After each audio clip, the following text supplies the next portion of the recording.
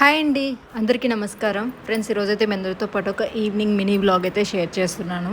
ఈరోజైతే పనుండి కొంచెం బయటకు వెళ్ళేసి వచ్చామండి. అండ్ వచ్చేటప్పుడైతే మల్లె మొగ్గలు తీసుకున్నాం అనమాట.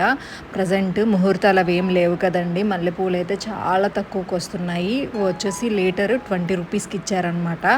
చాలా రేర్. నార్మల్ డేస్లో అయితే లీటర్ 50 రూపీస్ 60 రూపీస్ అలా ఉంటుంది. ఒక్కొక్కసారి 100 150 200 కూడా వెళ్తుంది అనమాట. బట్ ఈ ఇయర్ ముహూర్తాలు లేకపోవడం వల్ల 20 రూపీస్కి ఇచ్చేస్తున్నారు. కుప్పలు కుప్పలు మిగిలిపోతున్నాయి అన్నమాట. ఏమి పూజలు గృహప్రవేశాలు కానీ పెళ్ళిళ్ళు కానీ ఏం లేవు కదా, దానివల్ల. అండ్ దోసపిండి వేసుకొచ్చానండి బయట నుంచి మిల్లు దగ్గర.